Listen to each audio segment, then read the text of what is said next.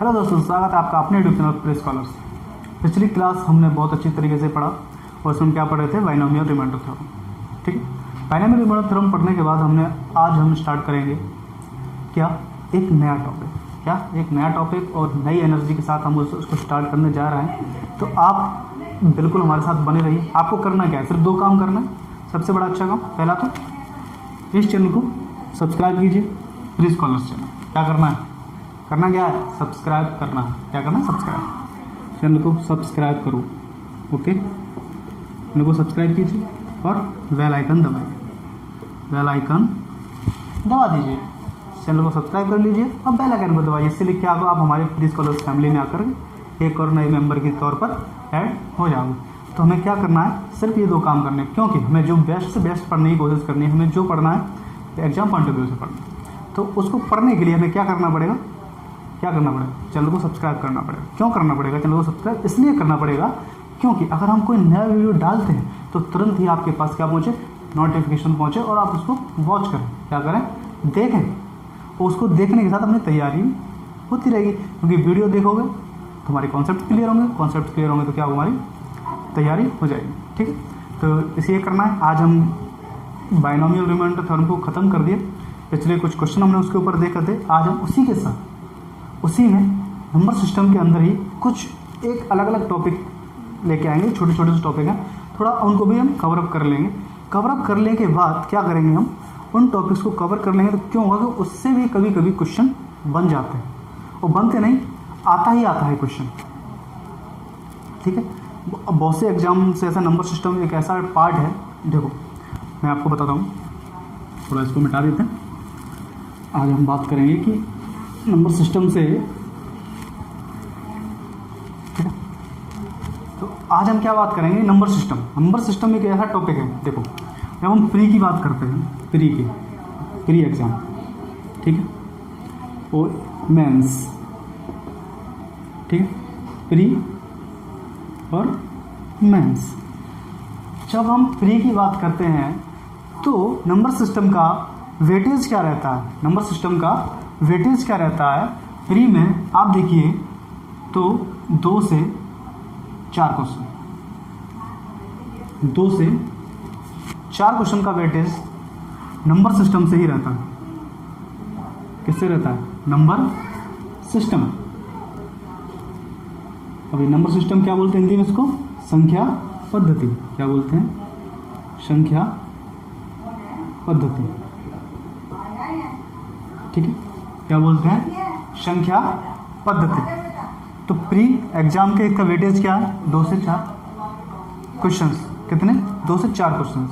और वही हम बात करें कि नंबर सिस्टम का मेंस के अंदर क्या वेटेज है। देखो हम सब्जेक्ट को पढ़ रहे हैं, मैंने बोला कि नंबर सिस्टम से 2 से 4 क्वेश्चन बनते हैं। 2 से 4 क्वेश्चन क्यों बनते हैं, क्योंकि नंबर सिस्टम अपने आप में बहुत बड़ा पार्ट है। ठीक है, कितना बड़ा पार्ट है। अब देखो नंबर सिस्टम के अंदर हम क्या पढ़ लेते हैं, डेसिमल नंबर सिस्टम के अंदर पढ़ लेते हैं, घातांक करनी, सिंप्लीफिकेशन। मतलब इतना बड़ा पार्ट है कि हम छोटी छोटी चीज़ें लेकर के चलते हैं। तो मतलब क्या है, जब हम संख्याओं के खेल को समझें, हम क्या बात कर रहे थे, तो हम कह रहे थे कि प्री के अंदर 2 से 4 क्वेश्चन का वेटेज है। अब देखो नंबर सिस्टम के अंदर हम क्या पढ़ते हैं, डिजिट एंड नंबर्स।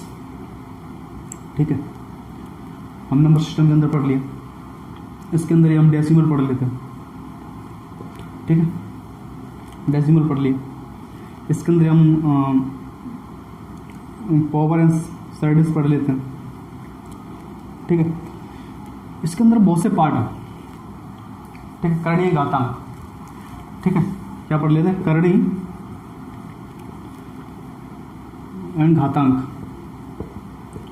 इसके अंदर हम पढ़ लेते हैं, इसके अंदर ही हम LCM, HCF, मतलब नंबर सिस्टम का ही एक पार्ट है। क्योंकि हम नंबरों के बारे में जानकारी ले रहे हैं।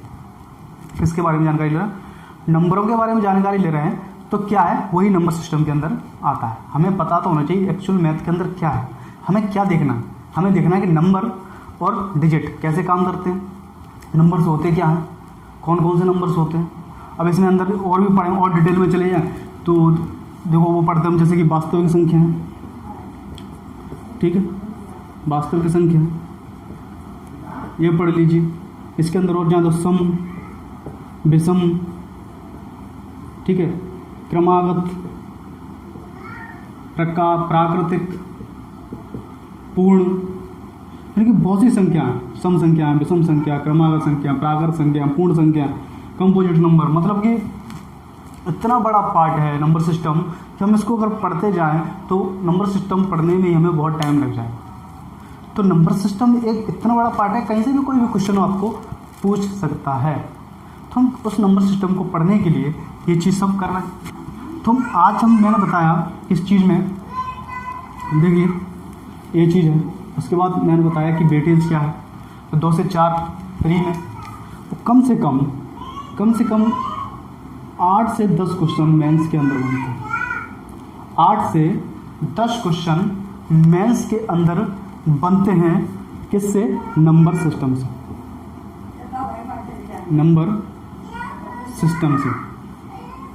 नंबर सिस्टम से क्या बनते हैं? 8 से 10 क्वेश्चन बन जाते हैं मेंस के अंदर। तो 10 क्वेश्चन एक टॉपिक जब हम क्लियर कर रहे हैं, एक बहुत ही अच्छा टॉपिक है नंबर सिस्टम को जब हम क्लियर कर रहे हैं तो कितने क्वेश्चन बढ़ रहे हैं? 8 से 10 क्वेश्चन मेंस के अंदर। यानी कि अगर 200 क्वेश्चन आते हैं मेंस के अंदर, उसमें से मान लो चलो 10 क्वेश्चन तो इसी के, एक टॉपिक से आपको 10 नंबर मिल सकते हैं। कितने नंबर मिल सकते हैं? 10 नंबर मिल सकते हैं। तो आपको वो टॉपिक पढ़ना है। थर्ड टॉपिक का वेटेज कितना, कितने क्वेश्चन आते हैं, वो आप खुद पढ़ोगे, एनालाइसिस करोगे, एग्जाम प्रीवियस ईयर एग्जाम देखोगे, वो एनालाइसिस करोगे कि किस टॉपिक से कितने क्वेश्चन आ रहे हैं प्री में, कितने क्वेश्चन आ रहे हैं मेंस में। अब देखो मेंस में क्या है, मेंस में होते हैं 200 क्वेश्चन, ठीक है, या मान लो 100 क्वेश्चन है और प्री में भी 100 क्वेश्चन है। तो प्री में मैथ्स का सेक्शन रहता है और मेंस में मैथ्स और मैथ्स ही मैथ्स रहता है, ठीक है। तो प्री में क्या है, आपको 25 क्वेश्चन मिलेंगे, 25 क्वेश्चन 50 मार्क्स, ठीक है, 25 क्वेश्चन 50 मार्क्स के। और मेंस में आपके 200 क्वेश्चन रहते हैं, 200 क्वेश्चन। तो समझ लो कहाँ पर आपको मेंस देना है और प्री देना है। तो दोनों का वेटेज देखना पड़ेगा, क्योंकि डिसाइड ये करता है। प्री तो क्वालिफाइड है, प्री के भी मार्क्स जुड़ते हैं, पर लेकिन प्री जब मार्क्स जुड़ते हैं सबसे ज़्यादा वेटेज किसका है? इसका, क्योंकि आपको मेंस में अच्छा स्कोर करना ही पड़ेगा। मेंस में अच्छा स्कोर करोगे तो ये चीज़ होगी, ठीक है। इतना बहुत हो गया, अब हम आगे चलते हैं। आगे हम टॉपिक देखते हैं कि आप पढ़ाने की कोशिश कर रहे हैं, ठीक है। चलते नंबर सिस्टम के अंदर कुछ हम पढ़ रहे थे, कुछ संख्याएं होती हैं, जैसे कि क्रमागत संख्या। क्रमागत किसे बोलते हैं ये बताइए। क्रमागत, ये जो वर्ड है क्रमागत किसे बोलते हैं? क्रमागत का मतलब होता है तुम्हारा क्रम से। क्या होता है? तो क्रम से का मतलब यानी कि जैसे कि एक क्रम से चल रहा है, 1 2 3 4 5 6 ... ये क्या है? क्रमागत संख्या। ये किससे चल रही है? क्रम से चल रही है। किससे चल रही है? क्रम से चल रही है। कौन सी संख्या है? ये क्रमागत संख्या है। कौन सी संख्या है? क्रमागत संख्या है, ठीक है। तो ये चीज़ है, तो इसको समझिए। तो हम कभी हमने क्वेश्चन देखा होगा, आपने क्वेश्चन देख लिया होगा कि 1 से लेकर के 10 तक की क्रमागत संख्या, 1 से लेकर 10 तक की क्रमागत संख्याओं का या तो योग पूछ ले, ठीक है। क्रमागत संख्याओं का वर्गों का योग पूछ ले, ठीक है। क्रमागत संख्याओं का घनों का योग पूछ ले, घनों का योग, यानी कि आपसे कुछ भी पूछ सकता है, कुछ भी पूछ सकता है। ये चीज़ आपको समझ में आ गई। समझने की कोशिश कीजिए। क्या होगा, एकदम अलग से हमें पढ़ना है और बेस के साथ पढ़ना है। हमें ये नहीं है कि हम एकदम हाई लेवल के हो जाएं, क्योंकि प्रैक्टिस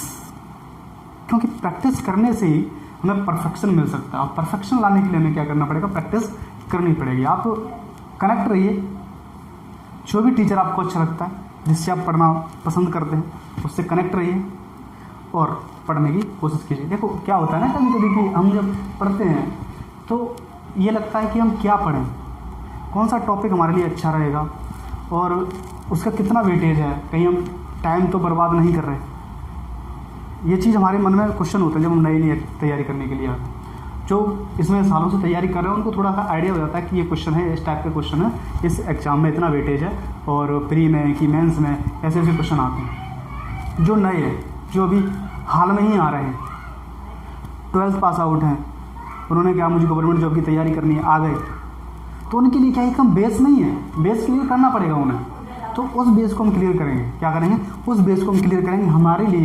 हमारे लिए जो भी हम जिसके लिए कुछ भी कर सकते हैं, जो भी नया आया है उसको मार्गदर्शन करना, तो जो भी इसमें एक्सपीरियंस या पढ़ रहा है उसको और अच्छे क्वालिटी कंटेंट देना हमारा लक्ष्य है, तो हम उसकी ओर चलेंगे। ठीक है, तो हम ये देख रहे हैं कि क्या ये सब चीज़ें, छोटी छोटी चीज़ें आती हैं। क्या लगता है कि देखो जब मैं इन चीज़ों को पढ़ाऊँगा तो कहेंगे क्या पढ़ा रहा है, ये तो आता है एग्जाम के अंदर, हमें तो आता है।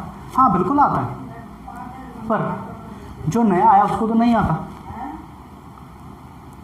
जो नया आया है उसको नहीं आता, पर हम उसी को सिखाने के लिए ये चीज़ कर रहे हैं, क्योंकि हमें छोटी चीज़ें पढ़ानी, छोटी छोटी चीज़ों से लेकर के चलना। छोटी से छोटी चीज़ भी ना रहे कि एग्जाम में कभी ऐसा हो जाए कि क्वेश्चन आ जाए और हमें ये भी ना पता पड़े कि किस टॉपिक से क्वेश्चन है और कैसे बनेगा, क्योंकि जो लड़का आया है आज पढ़ने, उसको नहीं पता ये क्वेश्चन कैसे आ रहा है एग्जाम के अंदर, तो हम उसको चलेंगे। ठीक है, तो चलते हैं। ठीक है, टॉपिक स्टार्ट करते हैं। तो इसमें नंबर 1 है क्या है, प्राकृतिक संख्या। प्राकृतिक संख्या, प्राकृतिक संख्या। अब देखो प्राकृतिक संख्या होती कौन सी, ठीक है, प्राकृतिक संख्या होती कौन सी। वैसे मैंने पढ़ा दिया है ये सब चीज़ें, आप पिछली वीडियोस देख लीजिए प्राकृतिक संख्या क्या होती हैं, कैसे मतलब इनका कहाँ से हमें पता पड़ेगा कि ये प्राकृतिक संख्या है, कहाँ से पता पड़ेगा सम संख्या, सम संख्या से पता पड़ जाता है। फिर भी जानते हैं हम ये चीज़ें, फिर भी हम एकदम बेस से उठाते हैं। क्या है प्राकृतिक संख्या। प्राकृतिक संख्या कौन सी होती है, जो 1 2 3 4 5 6 dot dot dot dot dot ऐसे जा रही है, ये कौन सी संख्या होती है, प्राकृतिक संख्या होती है। कौन सी होती है, प्राकृतिक संख्या होती है। दूसरी होती कौन सी, सम संख्या। कितना, सम संख्या। सम संख्या मीन्स इवन नंबर। कौन सा, इवन नंबर। इवन नंबर कौन सा होता है, देखो जो इवन नंबर क्या होता है, जो 2 से डिवाइड हो जाए, जो खुद से और 2 से डिवाइड हो जाए, कौन सा नंबर होता है, इवन नंबर होता है। कौन सा होता है, 2 4 6 8 10 12 डॉट डॉट डॉट ऐसे करके जा रहा है। ये क्या है, हमारे सम संख्या। क्या है, सम संख्या है। क्या है, सम संख्या। तीसरे नंबर पे जो है क्या है, विषम संख्या। कौन सा, विषम संख्या। विषम संख्या, विषम संख्या बोलते हैं ऑड। ठीक है, ऑड नंबर्स। विषम संख्या कौन सी होती है, देखो विषम संख्याएं कौन सी होती है, जो खुद से या फिर 1 से डिवाइड हो। किससे, या खुद से या फिर 1 से डिवाइड हो, वो विषम संख्याएं होती हैं। जो खुद से और 1 से डिवाइड हो, कौन सी विषम संख्या होती है, कौन कौन सी होती है। जैसे एक जो है खुद से डिवाइड होता है, क्या होता है, खुद से डिवाइड होता है, तो विषम संख्या होगी। 3 खुद से डिवाइड होता है तुम्हारा, 5 खुद से डिवाइड होता है, 7 खुद से डिवाइड होता है। ठीक है, तो ये क्या है, तुम्हारी विषम संख्या। कौन कौन सी, ये क्या है, तुम्हारी विषम संख्या। ऐसे ही जो खुद से डिवाइड हो। अब देखो 9 3 से भी डिवाइड होता है, 9 खुद से भी डिवाइड होता है। ठीक है ना, तो ये भी मतलब विषम संख्या कैटेगरी में आता है। तो देखिए विषम संख्या है, तो 1 3 5 7 2 4 6 8 10 12 dot dot dot 1 2 3 4 5 6 7 8 dot dot dot dot. ये क्या है, ये नंबर्स हैं। आप इन चीज़ों को पहचानिए, इनसे ही आपको क्वेश्चन करे जाएगा, इनसे ही आपके क्वेश्चन बनेंगे और यही इनसे आपके क्वेश्चन पूछे जाएंगे। अब कैसे क्वेश्चन पूछे जाते हैं वो लेकर के चलते हैं और कैसे उनको सॉल्व कर सकते हैं। ठीक, चलते हैं। अब आपसे कहीं क्वेश्चन कर दे, क्या क्वेश्चन कर रहा है, तो क्वेश्चन देखो अभी हम टॉपिक स्टार्ट कर रहे हैं, उसमें क्या क्वेश्चन बहुत ही ईजी है, बहुत ही ईजी क्वेश्चन है। और ये कभी कभी ईजी क्वेश्चन मुझे माइंड में नहीं होते तो गलत भी हो जाता है। ठीक है, तो हम इनको देखते हैं क्या है। तो क्या पूछ ले आपसे, कभी क्वेश्चन कर ले कि प्रथम प्रथम n प्राकृतिक संख्याओं, n प्राकृत संख्याओं, n प्राकृतिक संख्याओं का योग ज्ञात कीजिए। क्या कीजिए? योग ज्ञात कीजिए। आपसे क्वेश्चन कर लिया कभी कि n प्राकृत संख्याओं का योग ज्ञात कीजिए। अब प्राकृत संख्या कौन सी होती है? 1 2 3 4 5 6 7 8 जो चल रही क्रम से, उन्हीं को हम प्राकृत संख्या कहते हैं। अब कह रहा प्राकृत संख्याओं का, n प्राकृत संख्याओं का योग ज्ञात कीजिए। क्या करना है? योग मतलब कि जोड़ना ज्ञात करना। क्या करना? जोड़ना ज्ञात करना। ठीक है, तो बहुत समझने की कोशिश कीजिए कि क्या चीज़ है। ठीक है, तो क्या कह रहा है? n प्राकृत संख्याओं का योग ज्ञात कीजिए। अब प्राकृत संख्या कैसे पूछ लिया उसने? कैसे पूछ लिया? अब n प्राकृत संख्याओं का योग ज्ञात कीजिए कैसे करेंगे? मान लीजिए उसने क्वेश्चन दिया, क्या दिया? 1 से लेकर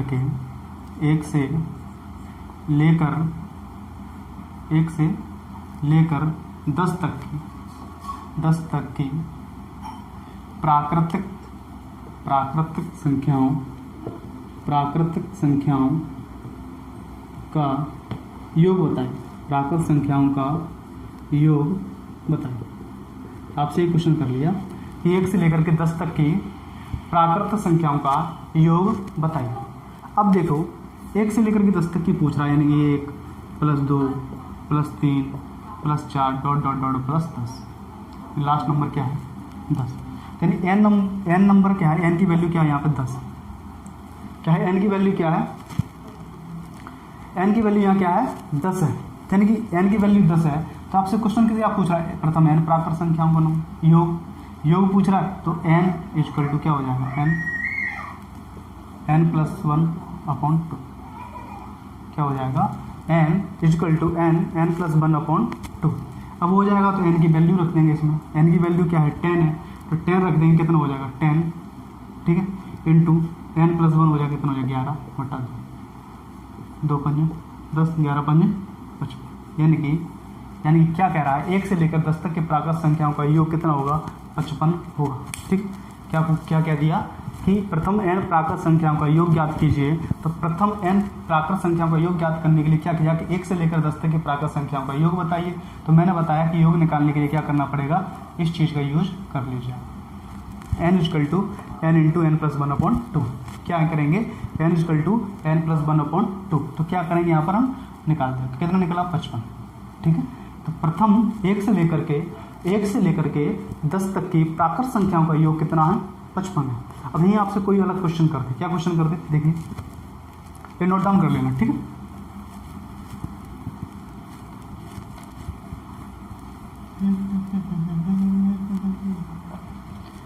अब यहां से आपसे क्वेश्चन किया कि 1 से लेकर 90 तक की प्राकृत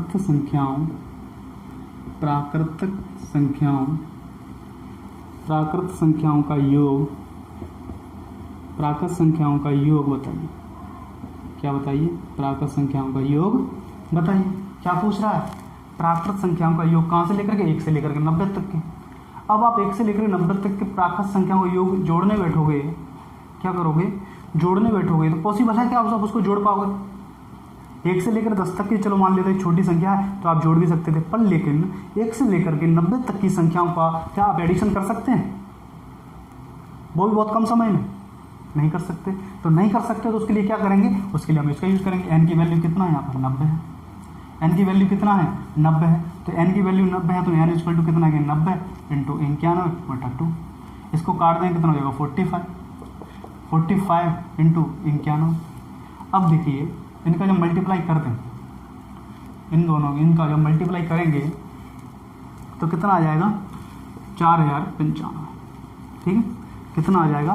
4095। जब इनका मल्टीप्लाई करेंगे 45 × 91 का मल्टीप्लाई करेंगे तो कितना हो जाएगा? 4095। यानी कि 1 से लेकर के 90 तक की संख्याओं का योग कितना है? 4095। कितना है योग? 4095। ये बात आपको समझ में आ गई? ये बात समझ में आ गई? तो छोटे छोटे क्वेश्चन है, यहीं से क्वेश्चन बनेंगे, बहुत अच्छे क्वेश्चन बनेंगे, देखेंगे। पहले हम बेस क्लियर करते हैं कि बेस क्या है। ठीक है, यहाँ से चलते हैं, नेक्स्ट देखते हैं।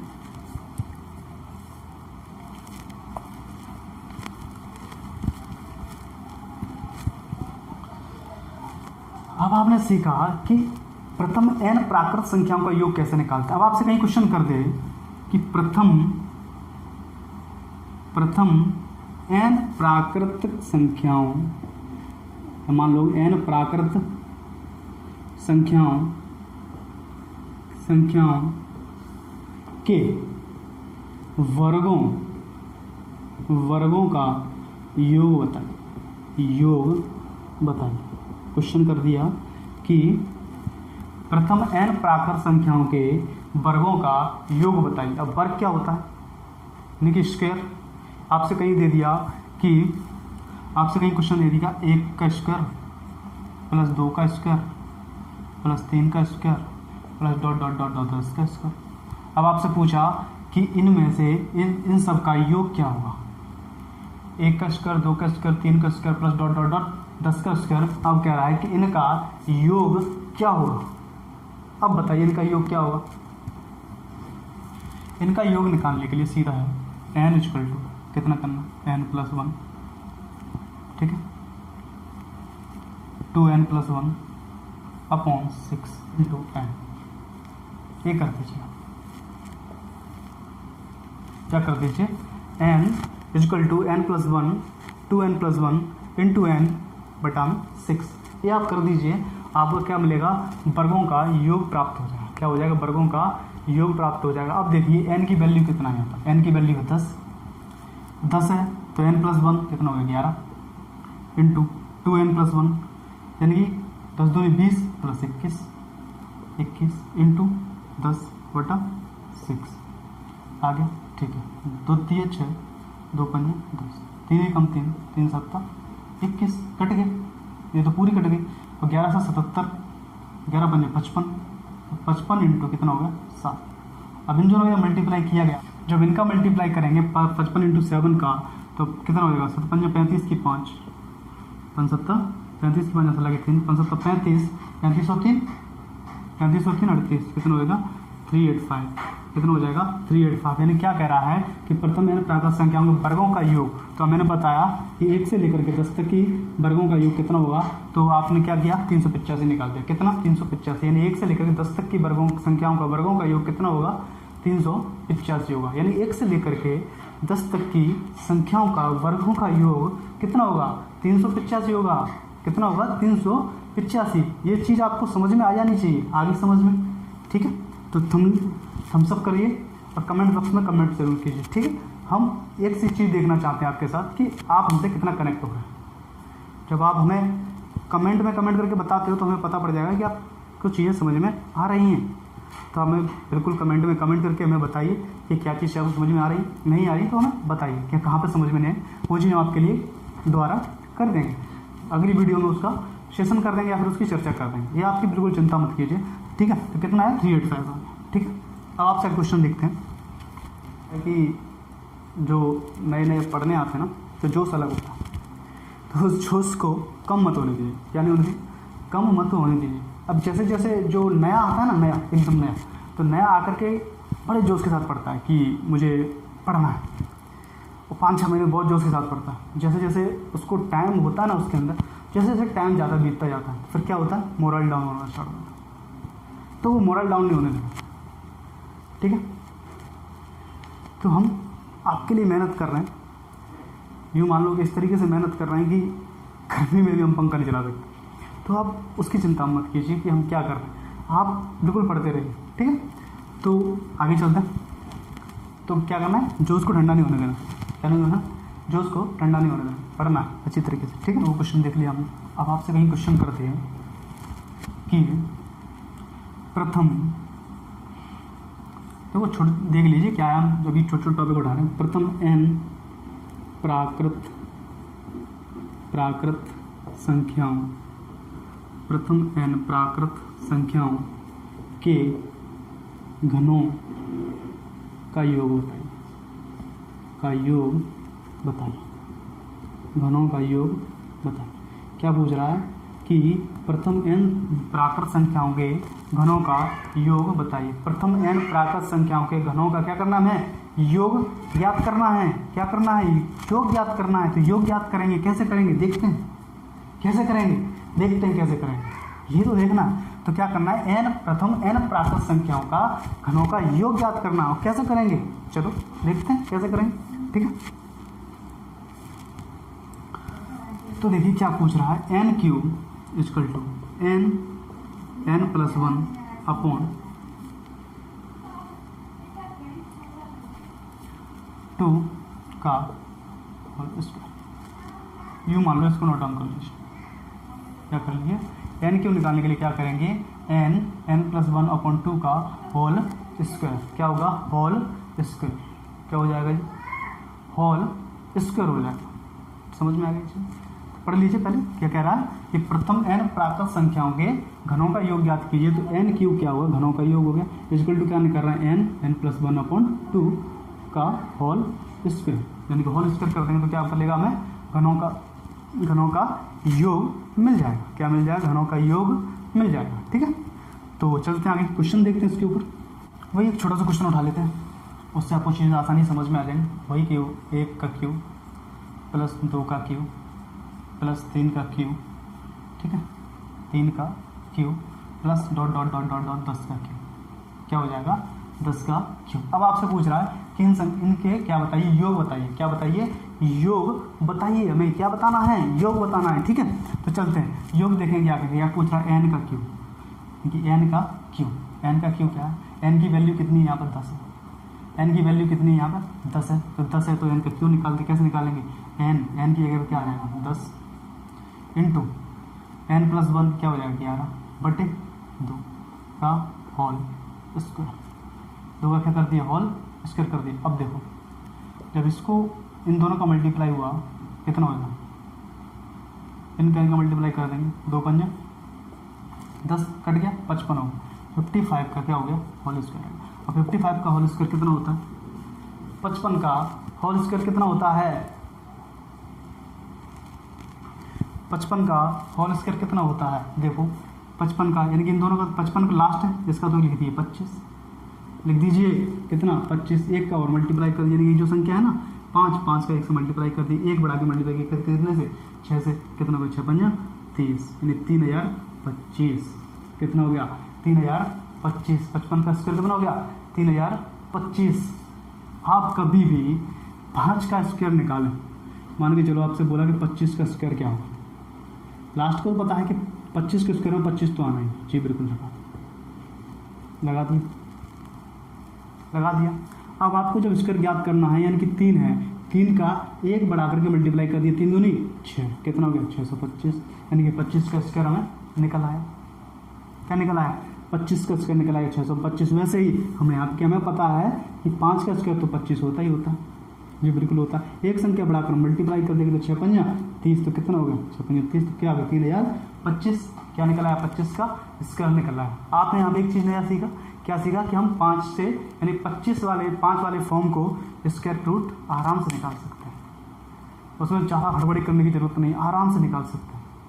आपसे कहीं क्वेश्चन कर दिया जाए कि 15 का स्क्वायर बताइए, पता है जी बिल्कुल, 15 का स्क्वायर क्या होगा, 25, ठीक है, 1 है, 2 से मल्टीप्लाई कर दीजिए, 225। क्या है, 15 का स्क्वायर ज्ञात हो गया, कोई बड़ी चीज़ नहीं है, कोई रॉकेट साइंस नहीं है इसके अंदर। ठीक है, ये चीज़ समझ में आई आपके, कितना 3025, यानी कि 1 से लेकर के 10 तक के प्राकृत संख्याओं का योग, घनों का योग कितना होगा, 3025 होगा। कितना होगा, 3025 होगा। ठीक है, नोट डाउन कर लीजिए इसको, एक चीज़ समझ में आ गई, नोट डाउन कर लीजिए। हम आगे चलते हैं, नेक्स्ट क्वेश्चन देखते हैं। ठीक है, 1 से 10 तक के तो हमने देख लिया कि 1 से 10 तक का क्या होता है, 1 से 10 तक का क्या होता है, ये चीज़ तो हमने देख ली। अब 1 से 10 तक तुम्हें पता पड़ गया, कहीं का आपसे क्वेश्चन कर दी कि 1 से लेकर के 20 तक की, 1 से लेकर के 20 तक की प्राकृत संख्याओं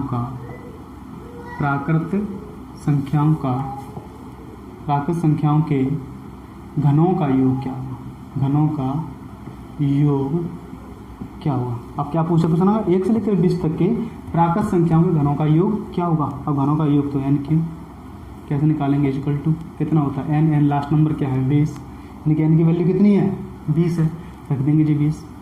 ठीक है, फिर कितना हो जाएगा, 21। क्यों हो जाएगा, क्योंकि मल्टी 1 हो जाएगा, बटे में कितना है, 2, क्या कर दो, होल स्क्वायर कर दो, 10 कर दिए, कितना हो गया, 10 हो गया, जी बिल्कुल, कितना हो गया, ये काटेंगे यहाँ पे 10 हो गया तो कितना हो जाएगा, तो 10 का जब इसका मल्टीप्लाई होगा तो कितना हो जाएगा 210। ठीक है, अब यहाँ पे आ गया 210 का होल स्क्वायर, कितना आ गया 210 का होल स्क्वायर, और 210 का होल स्क्वायर यानी कि 210 इंटू 210। ठीक है, मल्टीप्लाई करेंगे तो 0 0 0, फिर मल्टीप्लाई करेंगे तो कितना हो जाएगा 0 1 2, फिर 0 2 का 0 से मल्टीप्लाई करो तो 0 2 1 2 2 3 4। ठीक है, हो जाएगा कितना होगा 0 0 1 4 4 44,100, कितना हो जाएगा 44,100। कैलकुलेशन चेक कर लेना क्या है। ठीक है, 44,100 कैलकुलेशन चेक कर लेना कि 210 का होल स्क्वायर क्या होगा, 210 का होल स्क्वायर क्या होगा, मैंने निकाला 44,100। आप कैलकुलेशन चेक कर लेना क्या चीज़ है। ठीक है, 1 से लेकर के 20 तक के प्राकृत संख्याओं गणों का योग कैसे निकाला हमने 44,100। यहाँ तक क्या बस समझ में आ गई। अब हमने देखा प्राकृत संख्याओं के कैसे प्राकृत संख्याओं का योग हम निकाल सकते हैं। कैसे निकाल सकते हैं, प्राकृत संख्याओं का योग निकाल सकते हैं, प्राकृत संख्याओं के वर्गों का योग निकाल सकते हैं, प्राकृत संख्याओं के घनों का योग निकाल सकते हैं। बहुत अच्छे क्वेश्चन बनेंगे इससे, अभी टॉपिक वाइज चल रहा है धीरे धीरे। हम अभी सम संख्याओं पढ़ेंगे, फिर हम विषम संख्याओं पढ़ेंगे, उसके बाद हम अच्छे अच्छे क्वेश्चन बनाएंगे इसको। ठीक है, ये चीज़ समझोगे। आज वीडियो लंबा हो रहा है यहाँ पे, तो वीडियो यहीं पे खत्म करते हैं। ठीक है, चैनल पर पहली बार आए जरूर सब्सक्राइब कीजिए, लाइक कीजिए और शेयर कीजिए दबा कर। बहुत अच्छी तरीके से पढ़ा रहे हैं और पढ़ने की कोशिश कीजिए आप, और अपनी तैयारी करते रहिए। Thank you for watching. ठीक है, थैंक्स फॉर वॉचिंग। वीडियो जरूर देखिए, यहाँ तक आ रहा है तो वीडियो जरूर देखिए। ओके।